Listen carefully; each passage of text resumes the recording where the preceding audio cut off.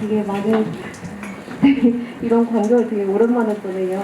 저는 그 모더레이터를 맡은 남해의 여름밤 연출한 윤담비라고 하고요. 그 옆에 한 번씩 소개해 주시면 좋을 것 같아요. 네, 안녕하세요. 저는 정말 먼 곳 연출한 박근영이라고 합니다. 만나 뵙게 돼서 반갑습니다. 저는 약간 꿈을 이룬 것 같아요, 지금. 저는 현민 역을 연기한 홍경이라고 하고요. 오늘 이렇게 어려운 시국에도 찾아와 주셔서 너무 감사하고, 영화 여러 번 봐주신 분들도 계실 텐데, 더더욱 감사드리고, 오늘 진짜 GV 중에 가장 설레어요. 저는 진짜 여기 가가지고 그냥 앉아가지고 두 분 하시는 거 구경하고 싶을 정도로 지금 약간 너무 설레어서 약간 저 말고 이렇게 질문 많이 주시면 좋겠어요. 감사합니다. 구경하고 싶어요 오늘. 감사합니다. 감사합니다. 와주셔서. 근데 진짜 이런 곳에서 GV 하시는 경험 있으세요, 근데요? 아니, 오늘 처음 있는 것 같아요. 무관이 되게 특별한 것 같은데, 일단은 저는 아무래도 그 연출하는 입장에서 영화를 이제 보게 되잖아요. 근데 정말 온 것을 처음 봤을 때, 이게 배우로부터 시작하는 영화라기보다 이 공간에 매료돼서 시작하는 영화일 것 같다라는 생각을 했거든요. 그 화천 자체가 어떤 목장을 찾거나 이런 게 아니라 이 화천의 공간을 조금 활용하고 싶다 이런 생각에서 시작이 됐을 것 같다. 그리고 인터뷰를 봤을 때도 이제 그 강기료 배우님이랑 이야기를 조금 이제 진행을 하시면서 만들게 됐다라고 그 얘기를 언뜻 봤는데 어떻게 시작하게 되셨는지 공간에 대해서 어떤 식으로 좀 구성을 하셨는지 되게 궁금해요. 네. 화천에 좀 한 7년 전 정도부터 좀 드나들게 됐었어요. 거기 지인 부부가 살고 있고 거기서 딸을 키우면서 살고 있는데 그 지인을 만나러 갔다가 그 화천에 좀 여러 가지 곳들을 이제 같이 다녀보게 됐고 거기서 좀 되게 매료도 있었어요. 그래서 그때부터 좀 화천을 자주 들락날락 했었는데 갈 때마다 이제 저도 좀 이제 서울에서 좀 벗어나서 거기 갈 때 뭔가 이렇게 좀 치유받는 기분을 받고 그런 기분들이 좋아서 처음에 갔었고 그 기분이 드는 것 자체가 좀 신기했어요. 그러니까 서울에서 그렇게 멀지 않은 곳인데 이렇게 낯설고 내가 이렇게 편안함을 느낄 수 있는 공간이 있다니 했고 그게 약간 좀 아이러니하다 이런 식으로 다가왔어서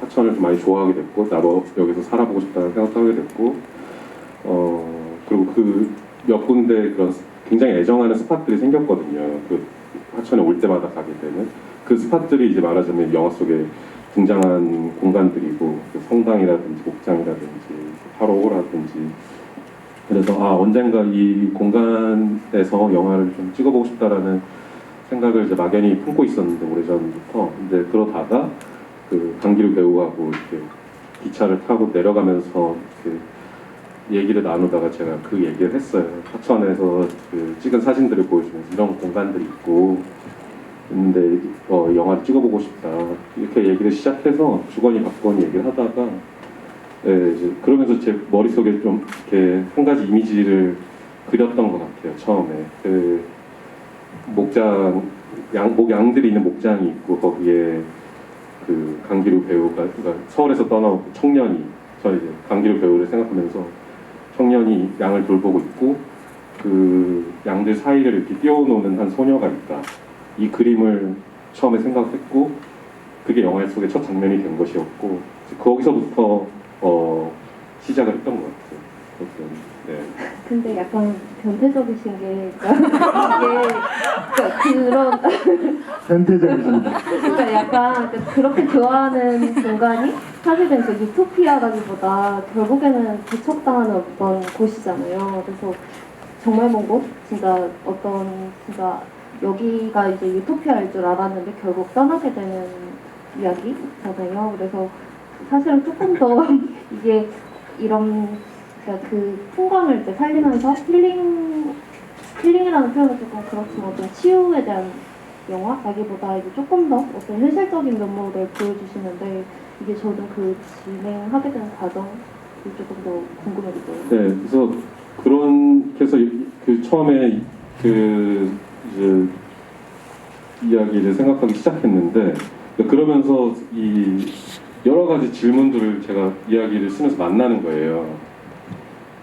그 내가 이곳에 그러니까 진우가 이곳에서 이런 마음으로 여기로 와서 살게 됐는데 그러면 과연 진우는 온전히 행복해질까? 여기는 어떤 그런 불안이나 이런 게 없을까?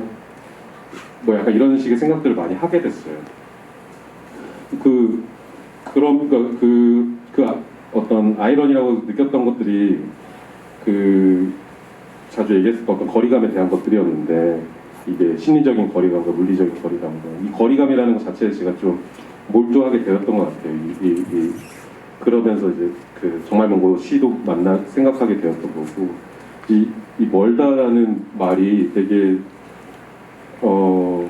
신기하기도 하고 되게 어떻게 보면은 너무 막연하고 그런 거 우리는 멀다라는 말 많이 자주 쓰는데 이게 어디서부터 먼 거고 어디서부터 가까운 건지 이런 거에 대해서 좀 고민을 하기 시작하면서 네 여러 가지 질문들을 그런 식으로 만났던 것 같거든요. 진짜 행복할 수 있을까? 해서 네, 그런 고민들을 이야기를 하면서 네, 그 질문하게 되는 것들을 영화 속에 담아보자라고 생각하게 되었고. 공간성과 그리고 그 이제 진우라는 캐릭터가 있고 또 현민이라는 캐릭터가 있잖아요. 그래서 이 두 캐릭터가 되게 어떻게 이제 좀 표현을 하셨을까? 와 이제 그 현민이라는 캐릭터를 홍경 배우님 이제 그 연기를 하시면서 그 제가 좀 찾아봤어요. 그 서울독립영화제 그 독백 페스티벌 거기 이제 만나셨다고 이제 얘기를 하셨는데 그 소독제 영상을 보면 그 홍콩 배우님이 되게 미형이시잖아요. 근데 좀 약간 그런 미형보다 좀 앵글이 조금 로우 앵글로 찍어서 이렇게 막 예쁜 그런 이미지는 아니거든요. 그래서 어떤 지점에서 이제 홍경 배우님과 작업을 하고 싶다라고 생각을 하셨는지 그리고 또 홍경 배우님께는 감독님의 어떤 시나리오를 보고 어떤 부분이 좋으셨는지와 아마도 강기르 배우님이 먼저 이제 섭외가 되셨을 것 같은데 이제 그 상대 그 역할에 대해서 어떤 식으로 좀 생각을 하시면서 작업하셨는지 그때 궁금해요. 감독님. 네, 진우 같은 경우에 그 강기루 배우의 모습을 처음 목장 안에 가지고 와서 상상을 하기 시작했기 때문에 강기루 배우가 갖고 있는 여러 가지 면 중에 제가 느낀 어떤 한 가지 면을 부각시킨다고 생각했던 것 같아요. 좀 되게 우직하고 뭔가 단단해 보이지만 그거를 조금 더 이제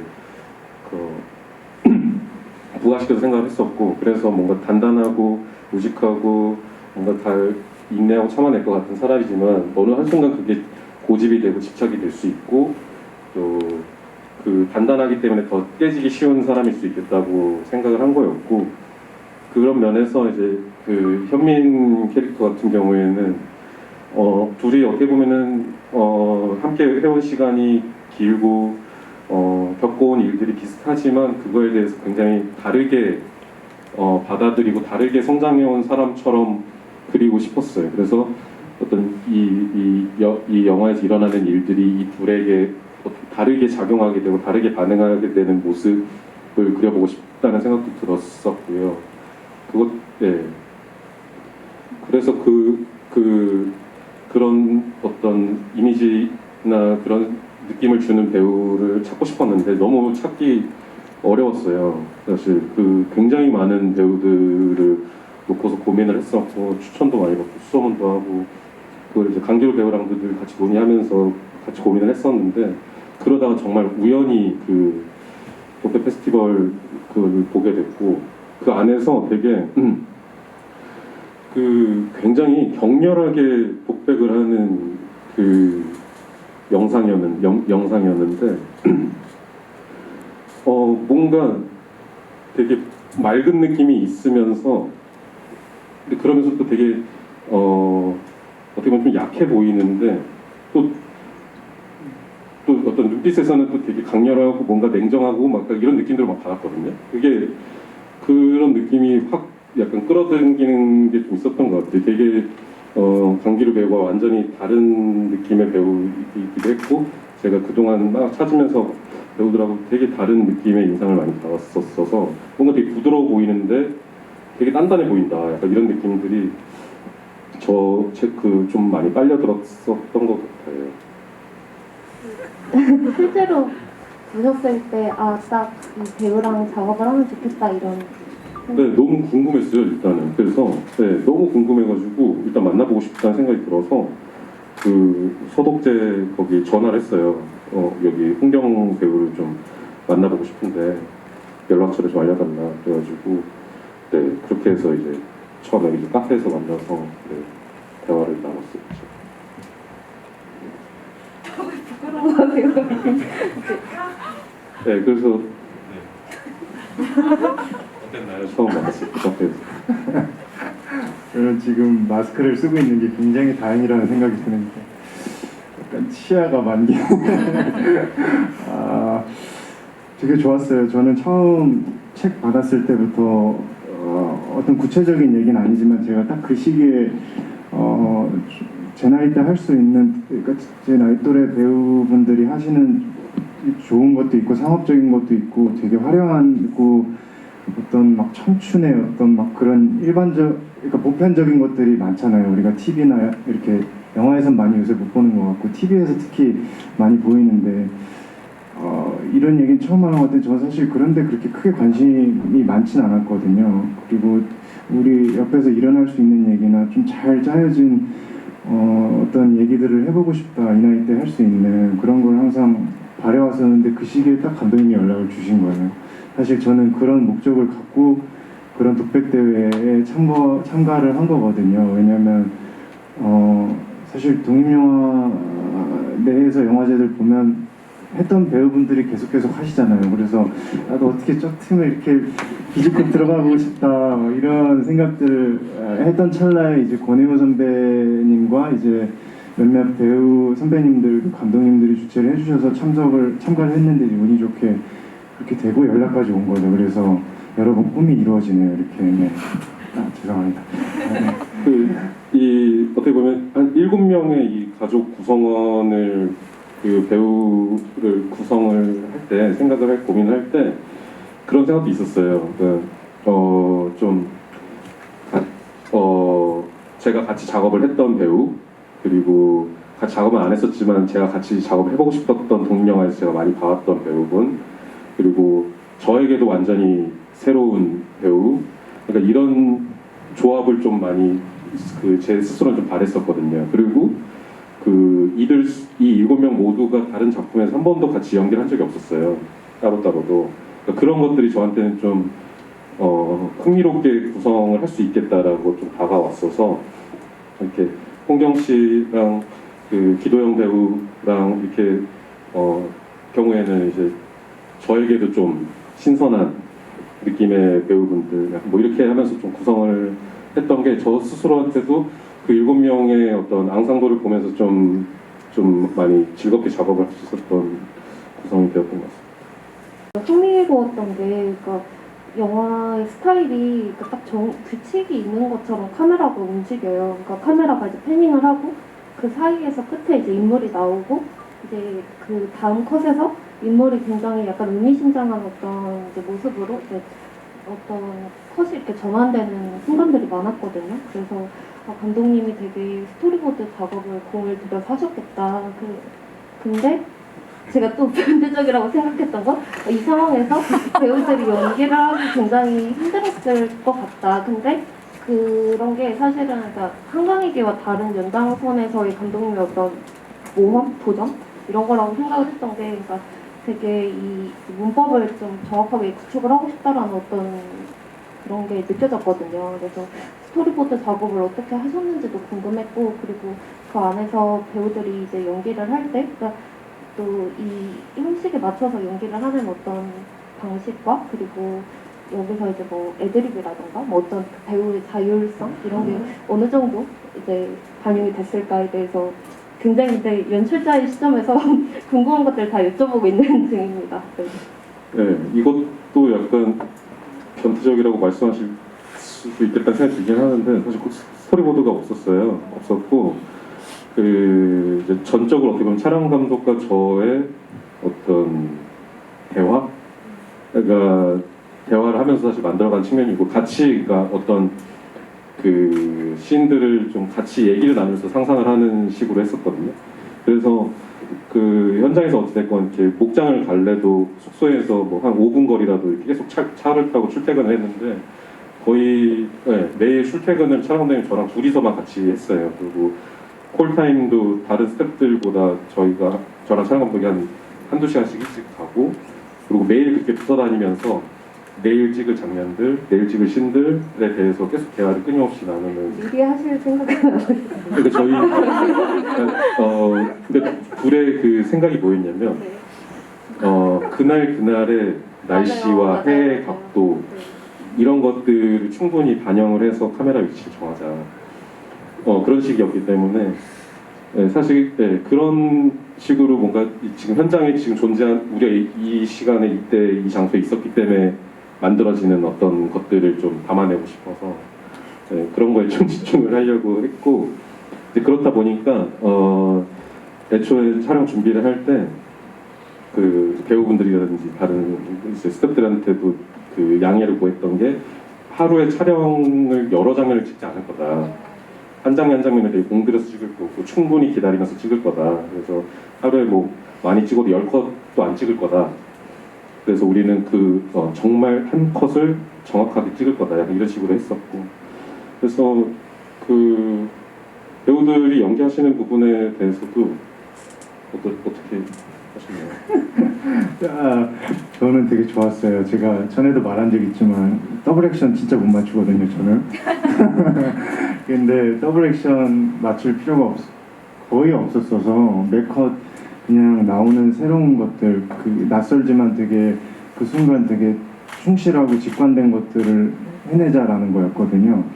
그래서 매 커트 이제 할 때마다 감독님이 디렉션 주시면은 그걸 이해하고 이제 해내려고 했었었고, 그리고 저는 좀 처음에는 좀 그 적응 기간이 조금 필요했긴 했었던 것 같아요. 왜냐면 제가 전작 결백을 찍을 때는 워낙 그게 빽빽해가지고 막 하면서 너무 힘들었거든요. 이거를 어떻게 이렇게 다 하지? 막 이러면서. 근데 비교적 되게 하면서 여유롭고 되게 재밌었던 것 같아요. 오늘 자리도 재밌어요. 제가 연기 디렉팅 할 때 그렇게 막 엄청 이렇게 구체적으로 처음에 던지지는 않는 편이에요. 그러니까 예를 들면은 지금 이 씬에서는 애틋함이 제일 중요하다.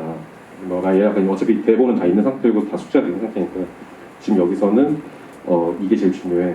약간 이 정도로 하고 이제 슛을 들어가는 거죠. 슛 들어가면 이제 거기에 대해서 제가 피드백을 하는 방식의 디렉션이 훨씬 많았고 그렇다 보니까 이제 뭐 애드립이라든지 이런 것도 충분히 할 수 있으면 하는 게 저는 좋다고 생각해서 근데 사실 애드립은 서리가 제일 많이 했고요.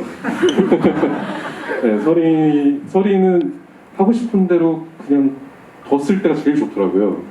정말 근데 또 서리 시아 배우가 대단하다고 생각드는 건 알아서 하게끔 했을 때 정말 알아서 많은 걸 챙기더라고요. 본인이 진짜 서리를 대입을 해서 어떤 애드립적인 연기들을 막 해요. 할머니 반찬 챙겨주고 보면서 신고 묻고 이렇게 하는 것들이 본인이 생각해서 할 때 제일 자연스러운 것들이 나와서 그런 식으로 해 나갔고 그러면서도 또 한강의 객단랑은 달랐던 거는 좀 그래도 명확하게 시나리오 있는 대사들을 배우들이 해줬었는데 그러다가 오케이를 하고 나서 마지막 한 번 더 테이크 정도를 배우들이 그냥 우리 진짜 마음대로 한번 해보겠다라는 식으로도 마지막 한 번씩을 더 하고 이렇게 했어요. 그러면서 더 좋은 게 나오기도 하고 이런 식으로 좀 찾아 나갔던 것 같아요. 홍경 배우님은 강기로 배우님이랑 작업하실 때, 그러니까 어쨌든 연인이고 이게 사실은 제가 봤을 때는 그러니까 진우와의 관계가 그러니까 완전히 사랑에 빠진 상태도 아니고 완전히 이제 이렇게 이별하는 상태도 아니고 이게 관계가 되게 이제 좀 어려웠겠다 연기하기에. 그래서 어떤 식으로 조금 같이 이제 합을 맞춰 나가셨는지 좀 준비를 하셨는지 궁금해요. 먼저 기류 형은 조금 더 저보다 일찍 생활을 내려가서 하천에서 하고 계셨었고, 저는 이제 촬영 한 일주일 정도 전에 미리 내려와서 로케이션이나 이런 데 좀 돌아다니면서 봤거든요. 그리고 기류 형이랑 실제로 한 2평 남짓 되는 방갈로에서 같이 생활을 했어요. 그래서 막 얼음 깨기 같은 거를 서로 막 현장에서 하고, 이 사람이 어떻게 대사를 하는지에 따라서 내가 막 긴장하고 이런 게 전혀 없었거든요. 그러니까 일주일 동안 뭐 그랬다는 게 아니라 그 전부터 이미 기류 형이랑 연락도 주고받고 사적으로 만나서도 밥도 먹고 그랬었는데 그런 시간들이 저한테는 되게 많이 도움이 됐던 것 같아요. 그리고 그런 시간들이 도움이 될 수 있었던 거는 기류 형, 온전히 이제 기류 형의 덕이었는데, 기류 형이랑 저랑 나이 차이가 그래도 많다면 많고 또 적다면 적어요. 한 제가 알기로 10살 차이가 딱 나는 걸로 알고 있는데, 형 자체가 너무 열려 계시고 너무 열려 계세요. 이게 진짜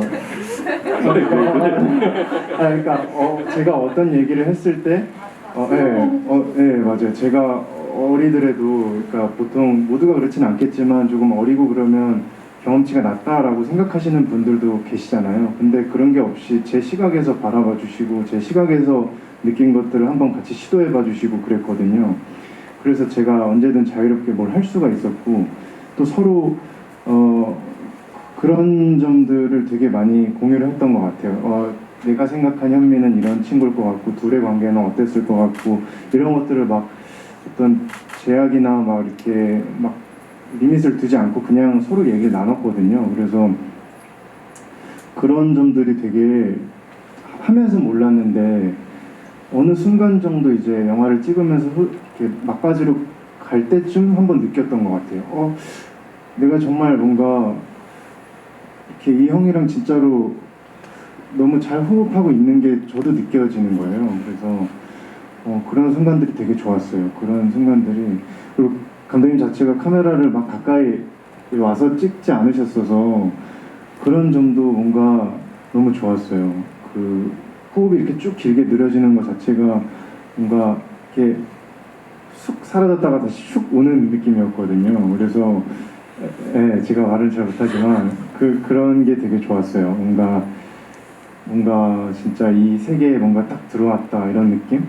그런 느낌을 많이 촬영하면서 받았어요. 근데 그거는 감독님 덕도 있고 또 기류 형 덕도 있고, 그 외에 이제 도영 누나나 상희 누나나 기봉 선배님이나 설이나 이제 우리 할머님의 덕이 컸었죠. 네. 강기루 배우가 너무 열려 있어서 저도 이렇게 뭔가 이렇게 변태적으로 막 얘기를 했을 때 이렇게 하는 것들 할 수 있었나 봐요.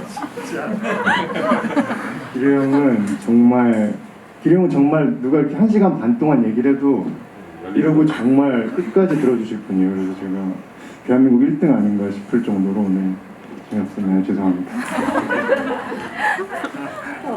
저는 약간 이거는 그냥 진짜 궁금해서 여쭤보는 건데, 그러니까 현민과 이제 진우 사이가 안 좋을 때 또 숙소를 같이 쓰셨나요? 저는 이게 좀 네, 맞아요. 그럴 때 그러니까 약간 연기적인 뭔가 이제 그 안에서, 그러니까 영화 외적에서 어떤 얘기를 나누었을까 이런 게 좀 궁금하더라고요. 이런 게 몰입에 혹시 방해가 되진 않을까와 배우님이 이제 캐릭터를 준비하시는 방식 같은 게 만약에 뭐 정말 진짜 몰입하시는 분들은 거리를 두기도 하고 이렇게 하시잖아요. 네. 그래서 궁금했습니다. 제가 감독님을 이렇게 보고 얘기하고 있다는 게 너무 신기해요. 지금. 자체적인 배우. 그린 날에 감사해요. 그리고 이 맥락에서 제가 좋았던 거는 그 둘이 사이가 안 좋은 그 싸우는 씬을 찍는 날이 우리 영화 촬영의 마지막 날이었거든요. 그리고 현민이 이렇게 바라보는 장면이 이 영화 촬영의 제일 마지막 컷이었어요. 그러니까 진짜 그 촬영하고 떠났어요. 실제 현장에서. 순차적으로 하신 거의 순차적으로 했는데 그러니까 그러니까 현민이 사라진 이후 장면들을 먼저 찍었고, 네. 그리고 둘이 싸우는 장면은 제일 마지막에 찍은 거였어요. 모두 장이 다 끝날 때. 근데 대체로 그 풍광의 계절 변화가 있으니까 거의 순서대로 찍기는 했지만, 그랬는데 어쨌든 그런 와중에 싸우고 둘이서 갈라지는 장면을 정말 제일 마지막에 찍으니까 그런 면에서는 좋았던 것 같아요. 그 둘이 그렇게 해서 싸우고서 찢어지고 나서 다시 뭔가 화목한 장면을 찍지는 않아도 되는 거니까. 네, 진짜 현민은 그렇게 찍고 떠났죠. 네, 저도 기억이 나는 게 감독님 좀 말씀해 원래 제가 집에 가는 순위가 1순위였거든요. 저는 서울에 조기 복귀를 할 예정이었는데 점점 이게 밀리더니 도영 누나가 먼저 가고 그 다음에 기주원 선배님이 먼저 가고 어쩌다 보니까 기루 형이랑 제가 같이 가는 거예요. 그래서 처음에는 네, 그래서 둘이 이렇게 굉장히 격렬하게 싸우고 헤어지게 되는 장면을 마지막에 찍으니까 촬영이 다 끝나서 되게 우리 모두가 좀 숙연하더라고요. 뭔가 다 같이 모여서 뭔가 사진도 찍고 막 와 끝났다 해야 되는데 뭔가 제가 찍자고 했어요. 사진 하나 찍을까요? 뭐 이러면서.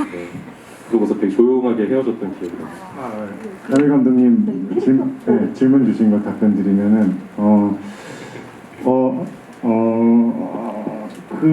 그게 전혀 그렇진 않았던 것 같아요. 근데 제가 막 다니엘 데이 루이스 같은 배우가 아니어서 그런지 몰라도 근데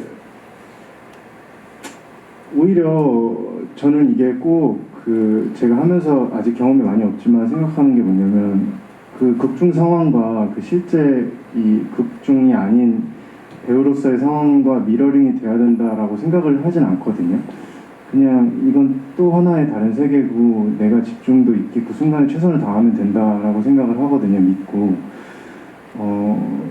근데 그런 게 나오려면 상대와의 관계가 편해야 된다라고 생각을 하긴 해요. 그게 어떤 서로가 뭘 던졌을 때 뭔가를 재지 않고 그걸 순수히 받아들이고 리액션 해주고 이런 것들이 되게 중요하다라고 생각을 하는데 같은 맥락에서 뭐 극중에 싸우고 있다고 해서 뭐 이렇게 사이가 멀진 않았어도 그런 기본적인 어떤 기루 형과 저와의 신뢰나 믿음이 있었기 때문에 어떤 씬에 들어갈 때나 또 그 어떤 시간이 갈수록 그 연기를 하면서는 굉장히 더 재밌었던 것 같아요. 그리고 트럭씬 기루 형은 되게 힘들다고 했는데 전 되게 재밌었어요. 네.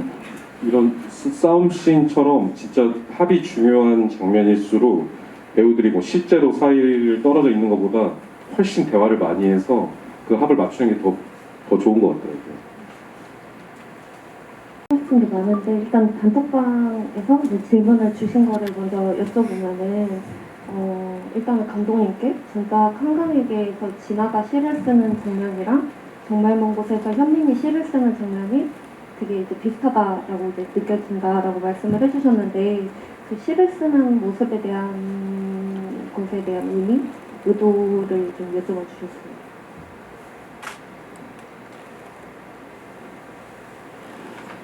맞아. 한강에게 때를 지금 다시 생각해 보면 한강에게는 시 쓰는 장면이 거의 원래 안 나오다가 쓰려다 실패하는 장면이 있었고 쓰는 장면은 없다가 그 마지막에 한번 시 쓰는 장면이 나오는데 뒷모습으로 이제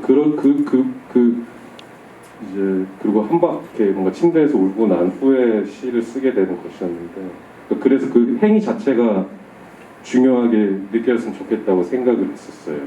그리고 그때 영화상에 그걸 설명하진 않지만 그때 그 단 한 번 등장한 그 시 쓰는 모습에서 쓴 시가 그 영화의 마지막에 나오는 시다라는 생각으로 그 의미로 좀 썼으면 좋겠다고 생각이 들어서 거기에 많은 의미가 생길 수 있겠다는 생각이 들더라고요. 지금 지나가 겪고 온 어떤 일상이나 그 고통들에 대해서 약간 그런 것들이 좀 있었고 현민 같은 경우에는 조금 달랐는데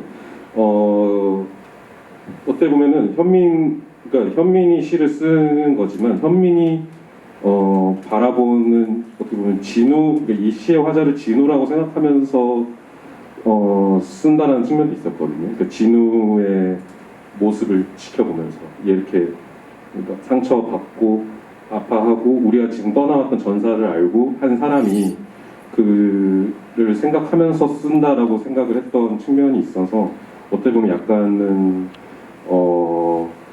관찰자이면서도 그러니까 어떻게 보면 이거에 대해서 가장 깊이 이해하고 있는 관찰자가 쓰는 느낌이었으면 좋겠다고 생각을 했던 것들이 있었던 것 같아요. 그 쓴다는 행위에 대해서, 현민이 쓴다는 행위에 대해서. 그리고 그 목소리를 어쨌든 현민의 목소리로 시가 등장한다는 것 측면에 있어서 그런 생각들을 했던 것 같습니다.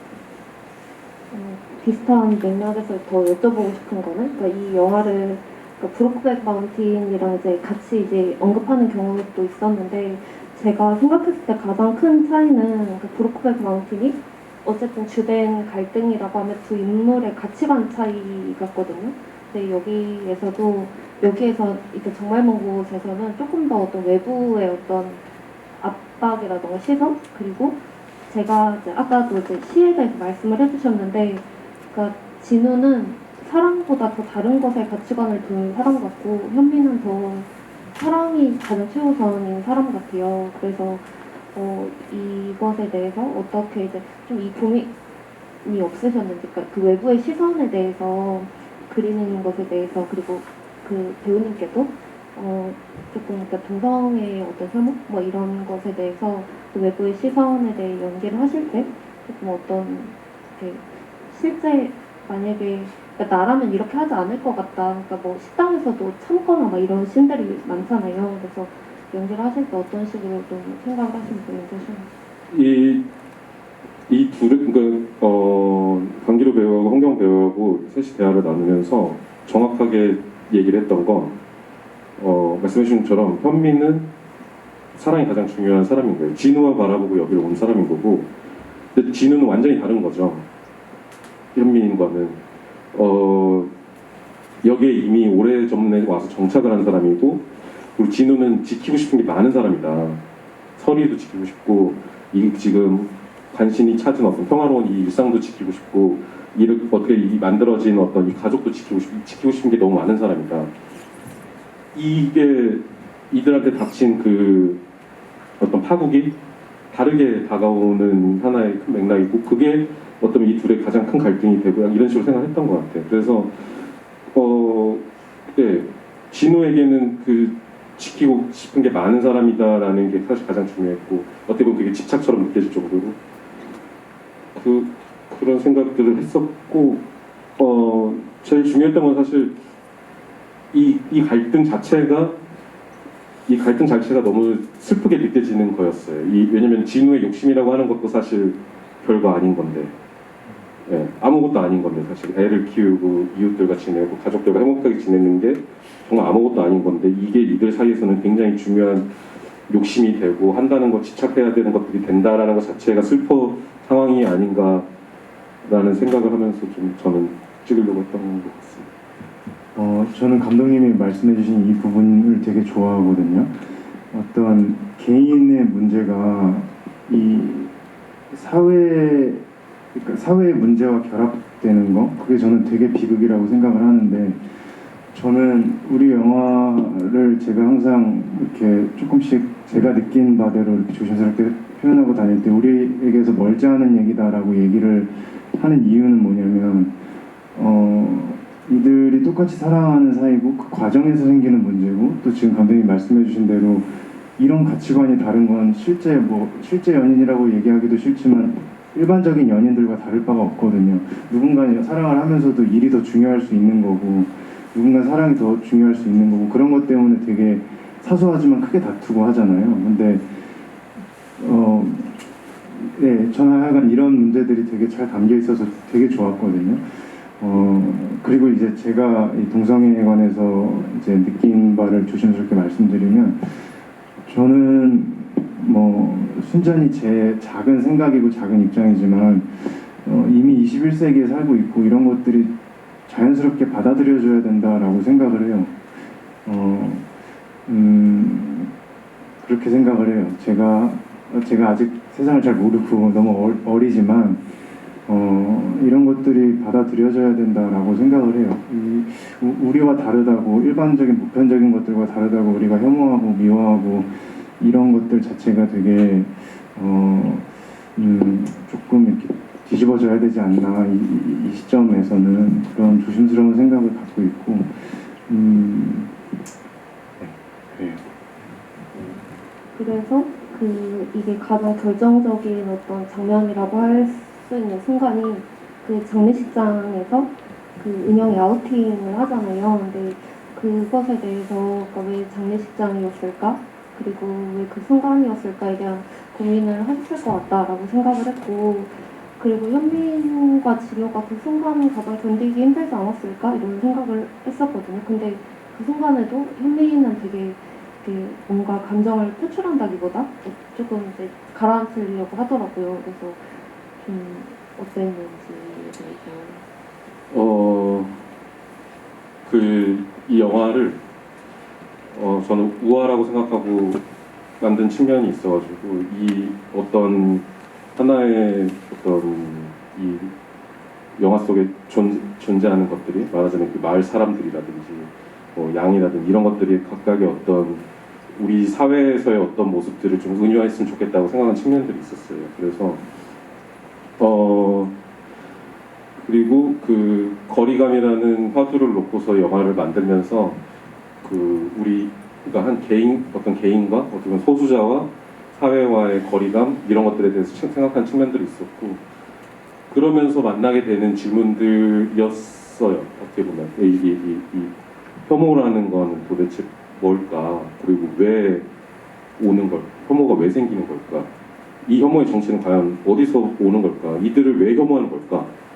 이들은, 그러니까 타인은 이들의 개인에 대해서 이런 세세의 질문들을 사실 만났고, 그랬을 때 어떤 그 장례식이 어떻게 보면 이 사회가 어떻게 보면 이제 마을 사람들이 다 모이는 자리가 되기 때문에 이 사회 전체를 좀 은유할 수 있지 않을까 약간 이렇게 생각을 했던 것 같아요. 그래서 네, 그거를 좀 보여주고 싶다라는 생각이 들었고, 그게 어떻게 보면은 지금을 하고 싶었던 것 같아요. 지금 존재하는 어떤 혐오나 그 혐오에 대한 질문들에 대해서 그런 생각이 사실 제일 컸고, 그래서 특별히 장례식 때 아우팅을 할 거야라는 거를 어떤 계산을 했다기보다는 네, 그거를 좀 그러니까 이 사회 전체를 보여줄 수 있는 장이라고 생각했던 것 같거든요. 그렇죠. 그 장례식이라는 것도 어떻게 보면 커뮤니티잖아요. 사람들이 모이게 되는 그런 생각들을 좀 했던 것 같습니다.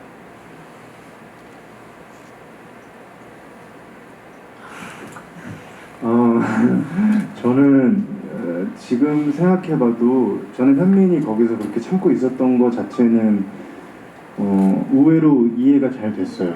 왜냐면 이 둘은 어쨌든 가족이고 여기에 내가 감히 낄 수 없다 이런 공개 안에서 그렇게 생각을 했거든요. 그러자 싸움이 이게 걷잡을 수 없이 커지니까 그제서야 지켜보는 시각에서 이제 들어가서 직접적으로 개입을 하면서 말리게 되는데 그랬어요. 저는. 그러니까 그 마음은 이해가 갔어요. 이 친구가 그렇게 아우팅을 할 때까지 지켜볼 수밖에 없었던 마음도 이해가 갔고요. 그리고 나가서도 은영에게 뭐라 하지 못하고 그냥 잡아 세우고 진우를 쫓아나가는 것도 너무 이해가 갔고요. 네, 그랬어요. 그 아우팅에 대해서 아우팅이 우발적인 게 중요하다고 생각했어요. 그러니까 은영이 의도하지 않았다. 악의를 갖고 의도적으로 아우팅한 게 아니라 우발적인 게 중요했거든요. 왜냐하면 그러니까 이 혐오의 정체는 무엇일까 했을 때 맥락은 중요하지가 않은 거예요. 그러니까 우발적인 일인데 그것과 상관없이 혐오는 발생해버리는 거니까, 정체 모를 사람들, 그러니까 처음 만나는 사람들과 불특정 다수로부터 발생하는 것들이니까 그런 것들에 대해서 좀 생각했던 거예요. 그래서 은영의 그게 우발적이어야 한다는 게 더 중요했던 것 같아요. 저는 그래서 되게 현빈이 강한 사람이구나. 왜냐면 현빈은 사랑이 가장 우선이니까 이게 다른 사람들의 시선보다 그 진우의 감정이 더 중요하고, 진우를 어떤 이렇게 만든 은영이 조금 원망스럽지 않았을까? 그게 현민이기 때문에 가능했을 것 같다라고 그냥 생각을 했었어요. 그리고 네. 아니.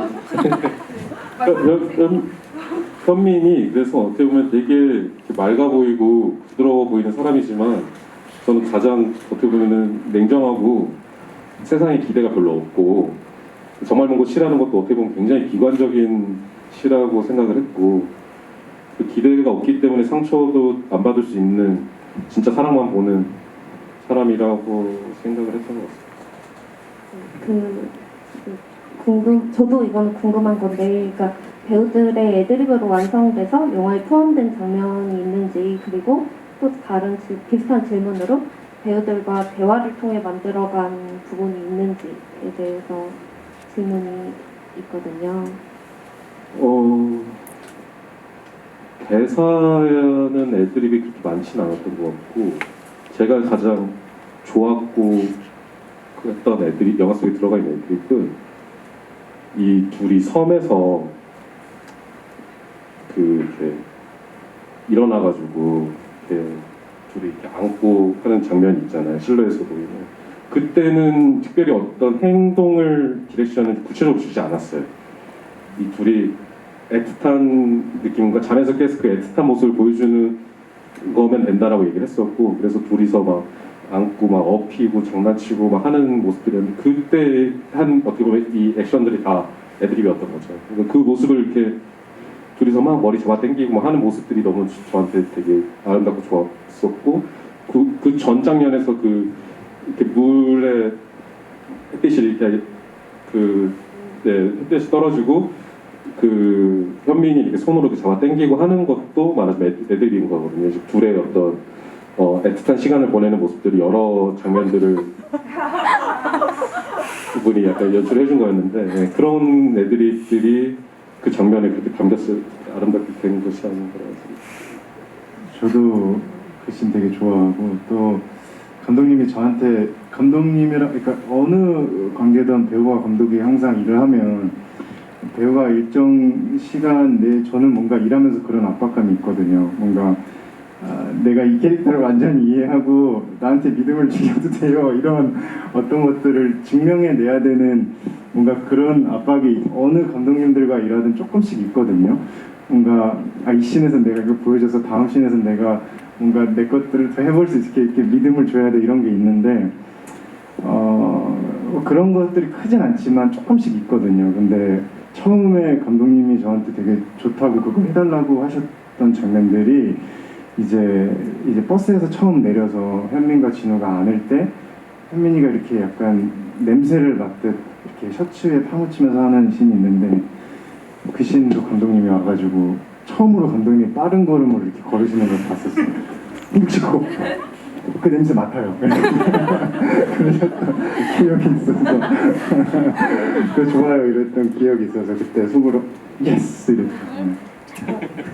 여기에서도 질문이 있었는데, 그 배우도 감독에게 이제 믿음을 줘야 되지만 감독도 나를 믿어도 돼라고 해야 되는 순간이 있잖아요. 그러니까 그런 식으로 이제 감독님이 이 모든 장면이 이제 애정이 있으시겠지만 가장 좀 애정이 담긴 장면 같은 거, 혹시 아름답다고 생각하는 장면? 저는 원래는 양 태어나는 거를 맨날 얘기했으니까 좀 이렇게 보시할수록 달라지는 것 같아요. 오늘 이 자리엔 현민만 있네요. 잠깐만, 나 다른 장면 얘기하려고. 장난이에요. 그래요? 잠깐만. 그냥 솔직하게 얘기해주세요. 네.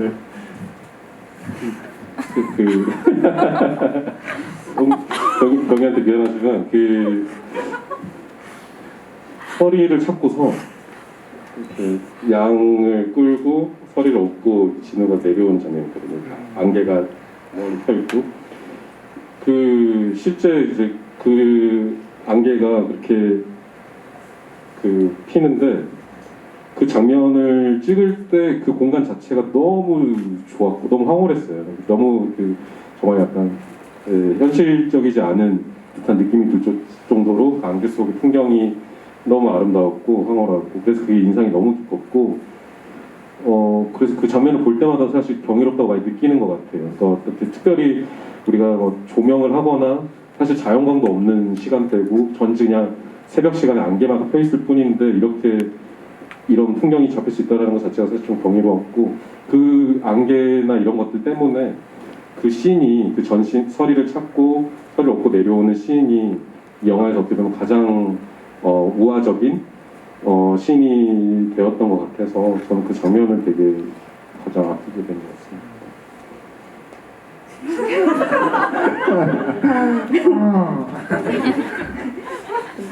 감독님이 믿음을 준 순간에 대해서 뭐 여쭤봤지만 어쨌든 네 그리고 네 질문 중에 그 흥경 배우님이 촬영하면서 가장 어려웠던 좋았던 장면이 무엇인지 궁금하시다고 생각해보세요 감독님.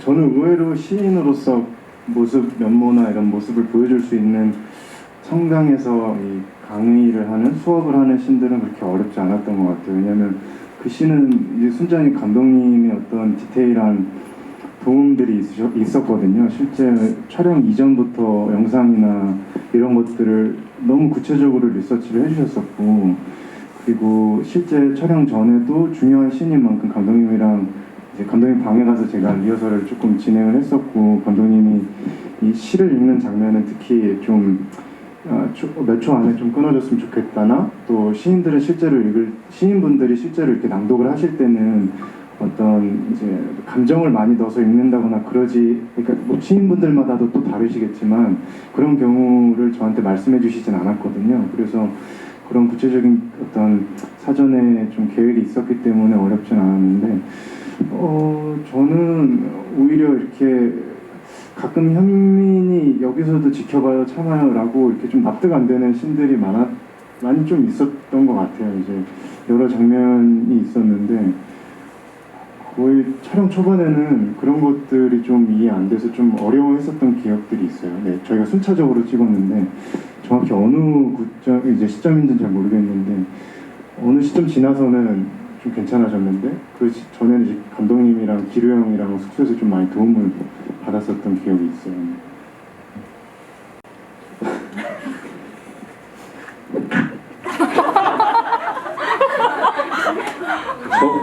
저는 어떤 느낌이었냐면 현민하고 진우가 같이 이렇게 좀 일상적으로 보이는 장면들, 둘이 뭐 이렇게 손을 잡던다든지 뭐 어깨도 뭐 한다든지 끌어안건다든지 백업을 한다든지 어떤 이런 둘만의 어떤 장면들을 찍을 때 배우 본인은 어떻게 느꼈을지 모르겠지만, 그리고 강기루 배우가 되게 열려있는 사람이라고 했지만 오히려 그 장면들은 항상 홍경 배우가 리드를 했었던 것 같거든요. 네, 항상 리드를 했었고 실제 촬영에서도 홍경 배우가 뭔가 리드를 하는 대로 강기루 배우가 좀 따라가는 느낌이었던 것 같아요. 그래서 오히려 좀 과감함, 적극성 이런 거에 대해서 강기루 배우가 좀 오히려 더 의지를 했던 순간들에 대해서 강기루 배우가 저한테 얘기한 적이 있었거든요. 그러니까 그럴 때 홍경을 약간 믿고 홍경이 가는 대로 이렇게 따라갔던 측면도 있어서 그런 데서 큰 믿음을 얻었었죠. 그래요? 네. 죄송합니다. 너무 행복해서.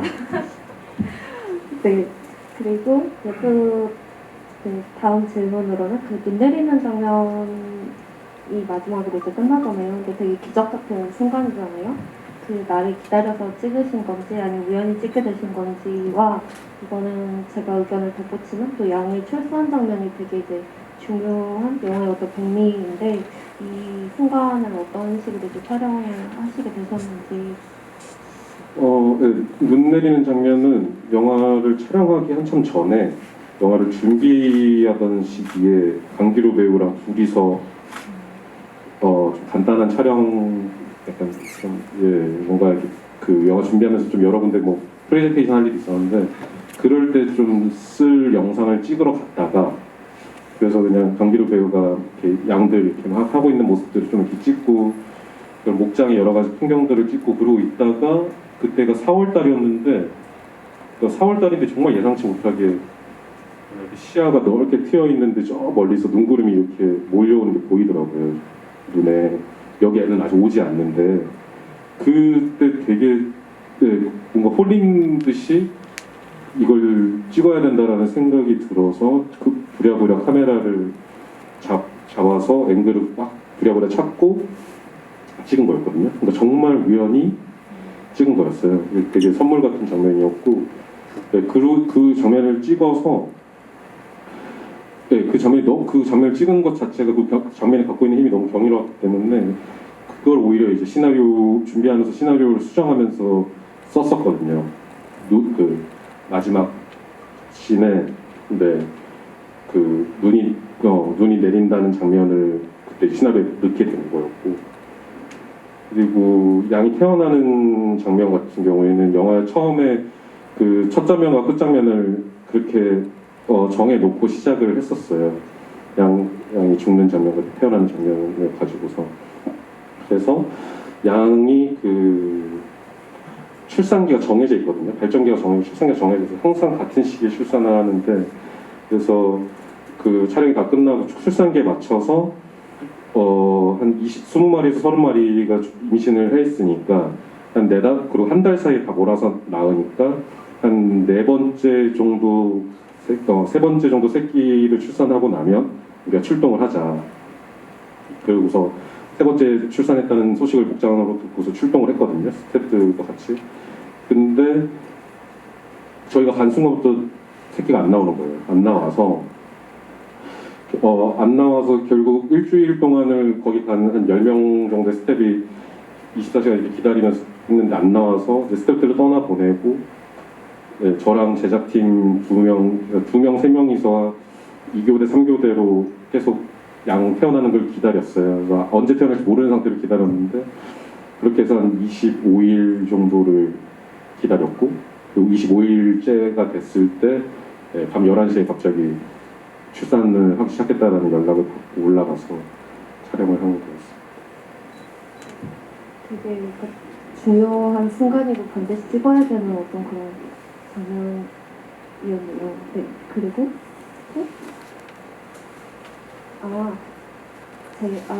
제가 일단은 또 여쭤보고 근데 이거 닉네임이 너무 웃기거든요. 참지 않기 님이 그 시어머니보다 말리는 시누이가 더 얄밉다고, 그 은영보다 이제 현민이 진우에게 더 상처를 줬다고 느껴졌다. 그러니까 진우는 은영에게 많은 기대를 버린 상태고 이제 은영보다 현민에게 더 배신감을 느꼈을 것 같다. 근데 그런 거를 감내하고도 은영에게 현민이 이제 알려준 이유가 뭘까? 그 이야기를 하셨는데, 이게 그 사람마다 관점이 다른 것 같아요. 저는 진우가 더 좀 이렇게 참기 힘들었거든요. 그러니까 현민이 이렇게 다 포기하고 왔는데 어떻게 현민을 저렇게 보낼 수 있을까 이런 생각이 들었었거든요. 저는 다 문제가 있는 사람들이라고 생각을 했어요. 네, 진우도 문제가 있고 현민도 문제가 있고 은영도 문제가 있다. 이 문제가 있는 어른들의 그 문제가 그러니까 자기 나름대로의 욕망들이 있고 그 욕망들이 부딪혀서 그게 어느 순간 집착이 되고 약간 이런 식의 생각을 했었거든요. 그래서 현민은 현민 나름대로의 이유가 있을 텐데, 그러니까 그게 납득이 될 수도 있고 안 될 수도 있겠죠. 그리고 그것도 그 이유도 부정적으로 볼 수도 있고 긍정적으로 볼 수도 있을 것 같아요. 그러니까 긍정적으로 보면 저는 언젠가는 그러니까 현민이 언젠가는 진우가 은영과 이 문제를 풀었으면 좋겠다라고 생각을 했을 거라 생각했던 측면이 있거든요.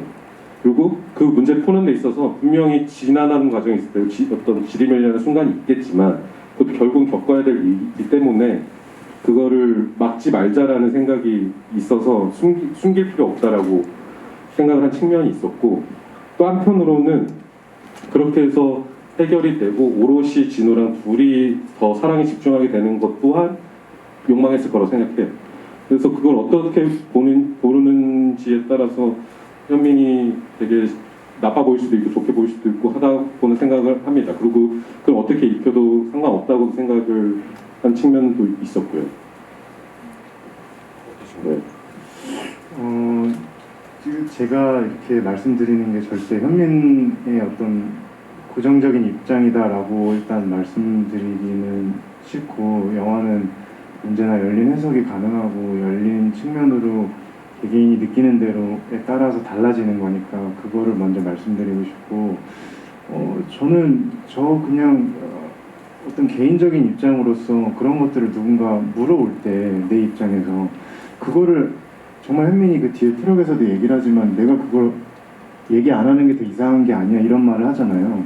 숨기는 게 더 이상한 거 아니냐고. 근데 저는 그 말 자체에 다 담겨 있다라고 생각을 하거든요. 내가 사랑하는 사람이고 사랑하는 사람의 아픈 부분이고 그걸 같이 공유하는 사람이잖아요. 그 은영이라는 캐릭터가. 근데 그 누구보다 그 사정을 더 잘 알 텐데 이 둘의 입장은 그거 자체를 나에게 물어올 때 내가 이걸 숨기면 진짜 숨기는 게 더 이상한 거 아니야? 이렇게 될 것 같아요. 그러니까 이건 순전히 저의 해석이지만 네, 저는 그렇게 이해를 했었어요. 네.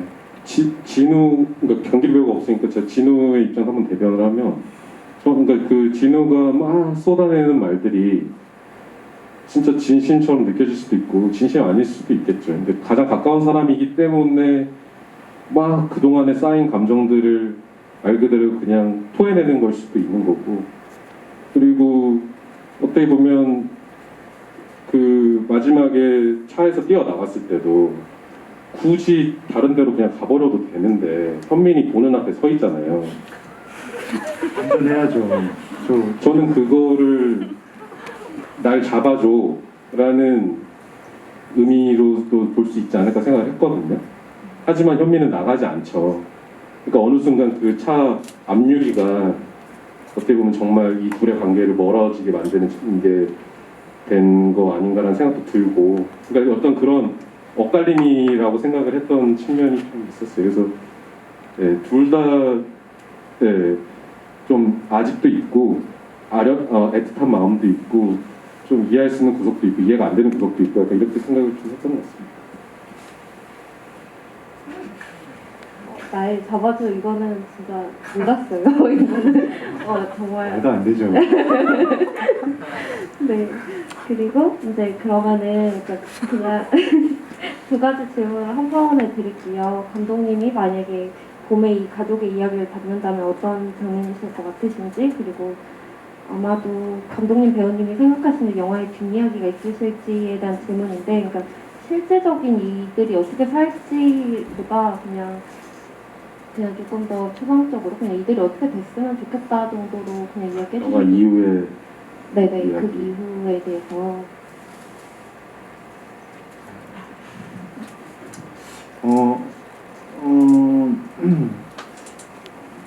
뭐 이거는 항상 GV를 다니면서 이제 관객분들을 만나 뵐 때도 얘기를 했었고 순전히 개인적인 생각이지만 저는 이 둘이 어떤 이별을 했다라고 생각하진 않거든요.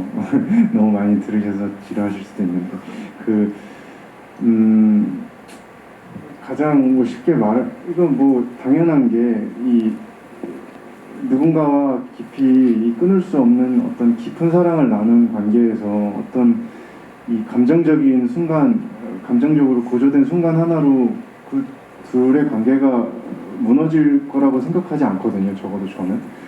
인간은 누구나 감정적인 사람 동물이고, 그래서 내 감정을 컨트롤하지 못할 때가 있다라고 생각을 해요. 그리고 감독님께서 지금 앞에 말씀해주신 대로 저는 그 거리감이 너무 가까울 때 그런 것들이 많이 쏟아져 나온다고 생각을 하거든요. 연인 간의 관계나 뭐 가족 간의 관계나 내가 이래도 이 사람은 내 옆에 있을 거야라는 어떤 깊은 믿음이 있잖아요. 그런 게 아닐 수도 있겠지만 그렇기 때문에 저는 이들이 어떤 생리별을 하자고 막 그렇게 생각하고 싸운 게 아니기 때문에 그렇게 생각을 안 하고 뭔가 또다시 어떤 이 어떤 사회 구조 속에서 지쳐서 튕겨져 나와서 다른 공간을 찾는 게 아니라 이제는 뭔가 구조 속으로 들어가서 살고 있지 않을까라는 저 개인의 해석은 있어요. 그래서 저는 희망적으로 다가왔던 거거든요. 저의 생각이고 이제 감독님의 생각을 들어보겠습니다. 네, 저는 늘 이 질문을 받으면은 다른 거는 모르겠고 현민이 어딘가에서 진우를 기다리고 있을 거다라고 생각을 하면서 찍었고, 그러니까 그 마지막 장면을 보면서 현민이 기다리고 있는 모습을 상상하면서 촬영을 했었는데, 요즘은 또 어떤 생각들을 하냐면 한 번씩 상상을 해보게 되는 것 같아요. 그러니까 진우가 결국은 어딘가에서 얼마나 시간이 흐른지는 모르겠지만 둘이 다시 만나게 된 순간을 상상해 보기도 하고, 은영이 뭔가 막 좌충우돌하고 서툴게 엄마가 되어가고 있는 모습도 상상을 해보게 되고, 현민까지 해서 넷이서 서리까지 해서 다시 둘러 앉아서 밥을 먹고 있는 모습을 상상해 보기도 하고, 또 한편으로는 목장에 어떻게 보면은 좀 쓸쓸해 보이지만 그래도 평화롭게 목장에서 동물들과 함께 있는 중만과 문경의 모습을 상상해 보기도 합니다. 네, 그래서 그게 뭐 반드시 어떻게 될지는 모르겠지만 한 번씩은 이렇게 상상을 저도 해보게 되는 것 같아요. 그리고 물론 그런 바람이 있죠. 그 인물들이 계속 어떤 다른 세계를 상상하고 좀 더 행복하게 살고 있기를 바라게 됩니다.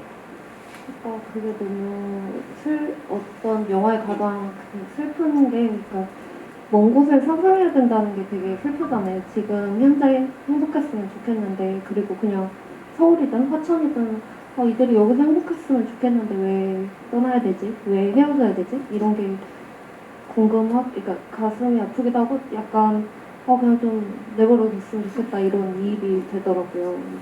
그래서 가장 근원적인 슬픔이라고 생각을 했어요. 어떻게 보면 이 영화에. 왜냐면은 다 같이 모였다가 모두가 뿔뿔이 흩어지는 영화이다 보니까 그게 이 영화에서 가장 근원적으로 깔려있는 슬픔이라고 생각이 들어서, 그게 어떻게 보면 영화가 너무 비관적인가라는 생각이 들 만큼 저는 찢어지게 되는 과정이 좀 슬프게 다가오긴 했거든요.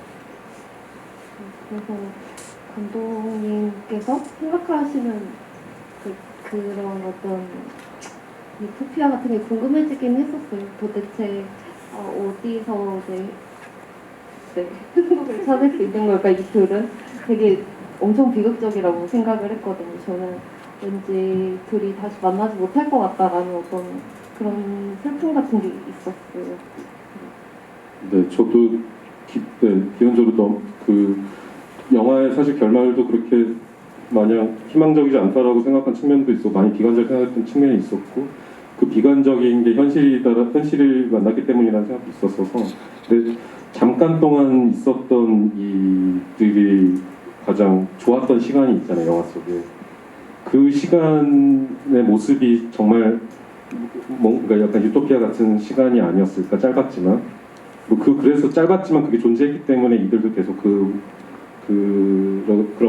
세계를 계속 상상하는 거 아닌가 이런 생각들을 했었는데, 그럼 그 세계는 어떻게 해서 그렇게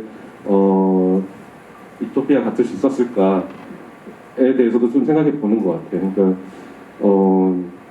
서로 난 그게 약간 지켜봐 주는 거라고 생각을 했거든요. 그러니까 어떻게 보면 이들을 대하는 중만이나 문경의 모습에서 약간 그거를 저는 발견해 나갔던 것 같아요. 그러니까 뭔가 확인하려 하지 않고 물으려 하지 않고 그래서 지켜봐주고 함께해주고 하는 것들, 그 중만과 문경의 존재가 이들을 잠시나마 정말 먼 곳에 있게끔 해줬던 거 아닌가 라는 생각을 좀 해봤습니다.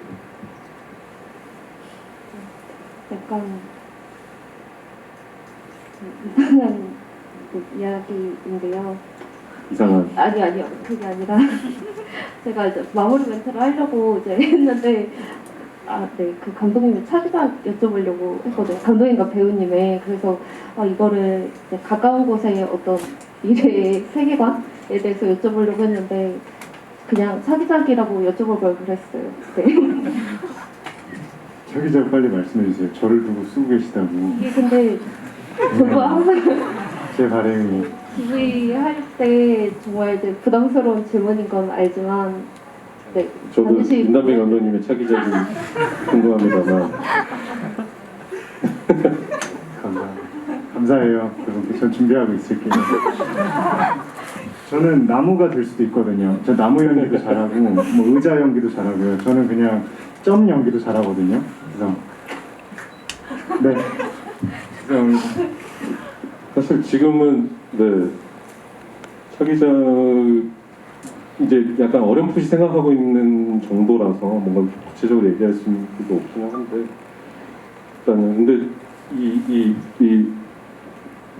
요즘 이렇게 정말 먼 곳으로 이렇게 대화를 나누고 하면서 좀 뭔가 막 의욕이 막 솟는 것 같아요. 그래서 좀 이 시간이 좀 지나고 났을 때 좀 어디론가 숨어서 좀 시나리오를 빨리 집중해서 쓰고 싶다라는 걸 가장 지금 꿈꾸고 있습니다. 그래서 저도 예, 정말 먼 곳으로 떠나서 시나리오를 쓰고 싶어요.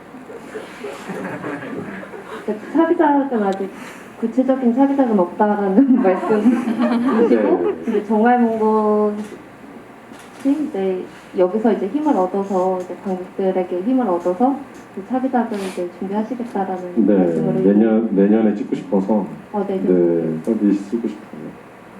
어떠신가요? 네, 응원하겠습니다. 혹시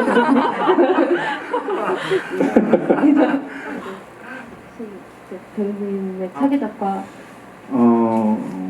저는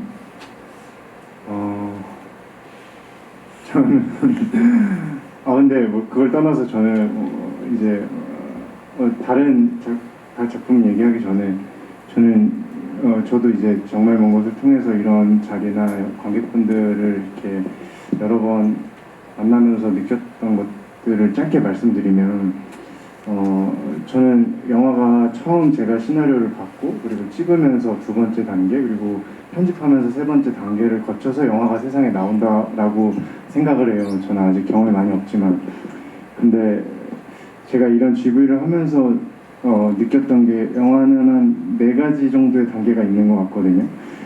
이 마지막 단계 그리고 저는 되게 소중한 것 같아요. 관객분들이랑 모여서 뭔가 퍼즐 찾아 나가듯이 하나하나 같이 얘기 나누고 하는 자리가 되게 좋아요. 그래서 뭔가 흔히 영화를 보고 나면 주변에 몇몇 같이 봤던 지인들이나 해도 짧게 얘기를 나누잖아요. 근데 뭔가 이런 위대한 창작자분들이랑 또 뭔가 이렇게 관객의 입장으로서는 뭔가 이렇게 찾아다니고 줍는 입장이라고 생각을 하고 저도 그렇게 영화를 보는데 이렇게 소통을 한다는 것 자체가 되게 약간 되게 행복해요. 되게 그래서 이런 자리가 값지고 저는 약간 감독님들이 마법사 같다고 생각을 하거든요. 그 개개인마다 이렇게 약간 부리는 마법이 다 다르다고 생각을 하는데 오늘 제가 이렇게 좋아하는 두 감독님 옆에서 이렇게 보는 게 되게 약간 너무 좋아요.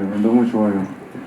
예, 너무 죄송하고 제 차기작 얘기를 해야 되는데 저는 그래서 넷플릭스라고 엄청 위대한 회사에서 이제 준비를 해주신 DP라는 작품을 끝마치고 그래서 머리가 좀 짧은데 조금 촬영 끝낸 지는 좀 됐고 그리고 다른 좀 드라마나 이런 것도 준비 중이에요. 그래서 하지만 시간이 많아가지고 저는 시간이 많아서 저도 위대한 배우님과 또 하고 싶습니다.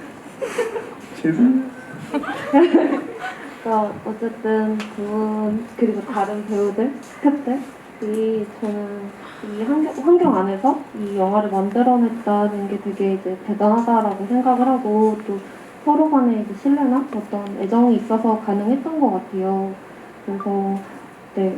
차기작을 그래서 또 여쭤본 거기도 하고 이 영화가 이제 더 잘 됐으면 좋겠고 더 멀리 나아갈 수 있게 관객분들께서도 이제 응원해 주시고 조금 알려주셨으면 너무 좋을 것 같아요. 네, 오늘 대화 나눌 수 있어서 너무 즐겁고 감사드립니다. 네, 함께 해주셔서 감사합니다. 감사합니다.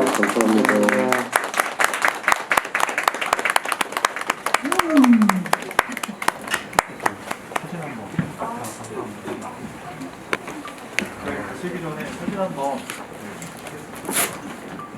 앉아주세요.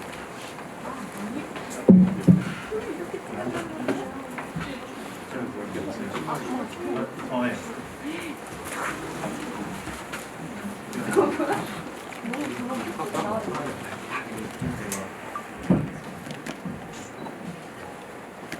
좋습니다. 하나, 둘. 네, 한 번 더요. 잠시만요.